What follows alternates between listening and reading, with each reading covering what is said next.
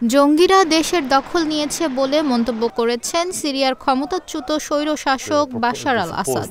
দেশ ছেড়ে পালিয়ে যাওয়ার পর প্রথমবারের মতো মুখ খুললেন তিনি।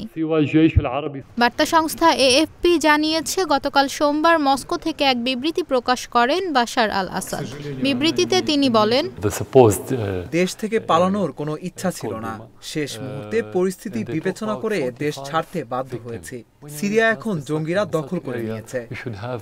2000 সালে সিরিয়ার প্রেসিডেন্ট হন বাশার আল আসাদ। তার দীর্ঘ 24 বছরের স্বৈরশাসনের অবসান হয় গত 8 ডিসেম্বর। বিদ্রোহীদের অব্যাহত অভিযানের মুখে দামেস্ক ছেড়ে রাশিয়ায় পালিয়ে যান তিনি। বাশার আল আসাদ এখন সপরিবারে মস্কোয় রয়েছেন।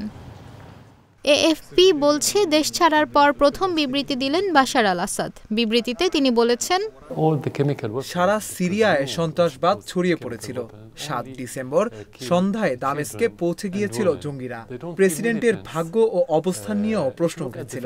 জিহাদিদের জঙ্গিবাদকে বিদ্রোহের সংগ্রাম বলে চালাতে প্রচুর ভুয়া তথ্য ও ভুল খবর ছড়ানো হয়েছিল।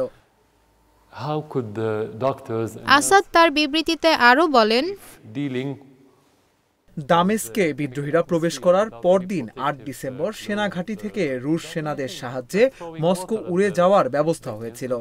যদিও দেশ ত্যাগ বা পদত্যাগ করার কথা কখনোই ভাবিনি, বরং জঙ্গিদের বিরুদ্ধে শেষ মুহূর্ত পর্যন্ত লড়াই চালাতে চেয়েছি।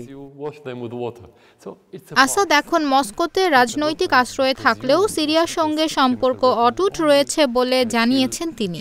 তবে তার ভবিষ্যৎ পরিকল্পনা সম্পর্কে বিস্তারিত কিছু বলেননি বাশার আল আসাদ।